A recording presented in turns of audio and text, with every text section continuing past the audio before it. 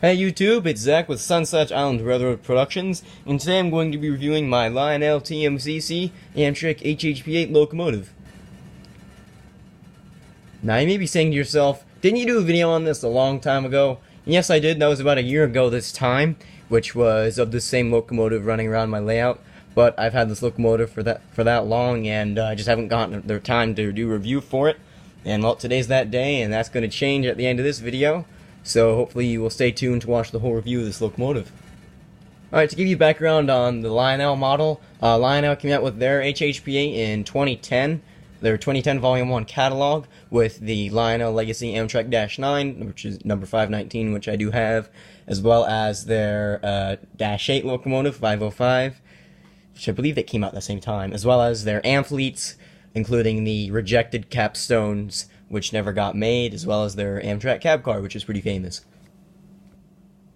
Okay, this locomotive is equipped with Rail Sounds 5, which does mean that it has road-specific tower comm and crew talk, which is pretty cool, which I do really like about this locomotive. Alright, so now I'm going to go over the kind of detailed features on this locomotive from all four sides and angles of it. So first, talking about this long silver side here, we see our nice Amtrak Acela logo here, which will be replaced by the new Amtrak Avelia Liberty pretty soon, as well as our little F here, right next to the number 664. That tells us that this section of locomotive is the front, as well as on the other side of the locomotive there's also the same F and the same 664. On this middle section here of the locomotive we have a red lettered Amtrak lettering section over here, as well as below that we have some other underside detail, which I'll show you in a minute. Next here we have this kind of silver plated side of locomotive, which is a bit rough if you run your fingers on it, and as well as we also have two doors on each side of the locomotive as well as on the other side, and if you press them like I'm going to do right now, they do open. They're spring loaded, so if I press them all the way in, they'll close. Same thing with this one. This one will open as well. As you can see, it kind of curves in like that. Looking to the bottom of each side, you see we have a nice detailed truck section on the front and the rear of the locomotive, as well as we have some nice clear see-through windows in which you can probably see the couple seats and the engineer for each sides of the locomotive. Okay, let's look at the actual front of the locomotive. Starting from the top, we have our nice white printed 664 resting above the cab. Moving down to the cab, we can see our engineer figure sitting in a plastic molded seat right behind the dash, right behind plastic windows, which are flush mounted onto the front of the cab. Next to that, we have our two windshield wipers, which do not move. They're just kind of sitting there mounted into. I think they seem to be separately applied, which are mounted into the cab. Below that we have our headlight assembly. When this thing is going in forward direction, the middle two lights illuminate with white LEDs, and when this thing's going in reverse, remember this is the front of the locomotive, the two rear lights, oh my goodness, the two lights on the outer sides of this locomotive illuminate with a red LED. Down here we have our ditch lights. Now these do not flash when the horn is blown, they just stay on constantly. Below that we can see we have some nice connectors for some MU hoses and other brake line hoses and other assemblies and whatnot. And then below that we have our front coupler, which is activated by pressing the F key on your Legacy or TMCC remote. Okay, let's look at the other end of this thing. This is called the official rear of the locomotive, and I deployed the rear pantograph to help you understand which side is where. So this base side basically is identical to the other side. We have our same number resting at the top, as well as our same windshield wiper placement, as well as our same light placement. When the rear section of the locomotive isn't going forwards, the two white LEDs in the middle illuminate, and the red are off, and are illuminate in the front section of the locomotive like I just described. Same thing with this side of the locomotive. The ditch lights stay on, and when the horn is blown, they do not flash. As well as on the bottom, we have our nice rear MU hose assembly. The hoses aren't actually on here; they're just like the connector, like theoretical connector pins are here. as well as our rear electrocoupler can also be thrown by pressing the R button on your Legacy or TMCC remote. Okay, looking at the other side of the locomotive, we can see that I turn this thing around so that the rear section of the locomotive is facing towards the left side of the screen, and the front section of the locomotive is facing towards the right side of the screen. The only difference on this side compared to the other side is that the front section in the 664 number is now facing the front or to the right side here. If you run this thing in reverse, or forward, if you run the reverse section front, you will see the front section lettered to the right.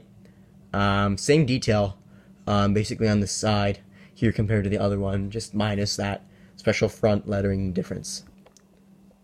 Okay, let's take a look at the roof of this thing. As you can see, we have two sprung pantographs at each end, and we have this nice orange striping which runs along the top section of the locomotive, as well as we have some nice other wire coiling sections that kind of run across the top of the locomotive between each pantograph. Regardless of which way you're facing the locomotive, there is two horns on each side, which I just pointed to, which kind of represent the horn being blown from both sides of the locomotive.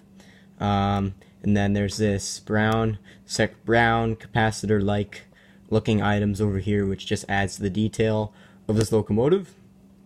And then, holding the camera steady, to access the run program switch and the other sounds of this locomotive, you can just simply press down on, press in this way on this top radiator section here. Just lift it up. It comes out of these two brackets here. You can see our run program switch and our no sound switch. Obviously, if you want to, when you first get this thing, you might want to flip it to program and program it to your certain address, so you don't have to run it on address 1 the whole time. And then when you're done programming, you just flip it back to run. And with this switch, it's kind of, if you do get another HHP-8, which Lionel makes 656, which doesn't have Rail Sounds 5, just a horn and a bell. If you do a lash up, you might want to flip the switch off to no sound, so you can just hear one of the sounds on one of the locomotives. If you want sound, flip it back to the sound switch, which is ideal for getting the full experience out of your locomotive. To put this cat back on, all you have to do is just match the prong socket into its corresponding hole. Same thing with the other one, and then snap it into place, like that. Now it won't move. Okay, right now I have both pantographs lowered, but let me tell you how to raise them. Out of the box, this thing comes with both pantographs lowered just for safety measures, so this thing doesn't snap off or they break basically right out of the box. As you can see, these things are held down by these special lever peg things here. All you have to do to release the pantograph is just push it down like this, and the pantograph is spring loaded here and here, so it will pop up automatically. And if you want to lower the pantograph, you just lightly press down on it so it kind of fits down into its little socket here. Make sure it's down flat, and this bar is basically resting horizontal to the rest of the shell. And then you just have to slide this little socket item, the silver socket here, back onto the pantograph like that. Sometimes you can do it with your fingers, sometimes you do it with a screwdriver like I'm doing right now. When you are raising and lowering the pantograph, be sure to be careful and go nice and slow, as if you go too fast you might break something, as this section of the locomotive is very delicate. Now, this process I just showed you on raising and lowering the pantograph applies for the same pantograph on the front section of the locomotive. Okay, here's the underside of the locomotive. Not too much to see here, but we'll start from the middle and work our way out. Here we have our holes for the speaker, which is mounted in this underside fuel tank box thing here. Moving to the right, we have our front truck here, which you can see gears in which you lubricate them right in this area, as well as some other pickup rollers here, as well as other corresponding wheels on each side. Moving back to the middle, we have our Lionel. I believe this is the serial number that they stamp on these locomotives, as well as other screws that you need that would take off this section here. Right here is our master volume switch. It will tell you which way to turn it to make it more louder and more quieter. Right now I have it turned all the way up, and by turning it, you can just take a flathead screwdriver and just stick it in the little screw socket there, and then turn it all the way to the left for quiet, and all the way to the right for really loud.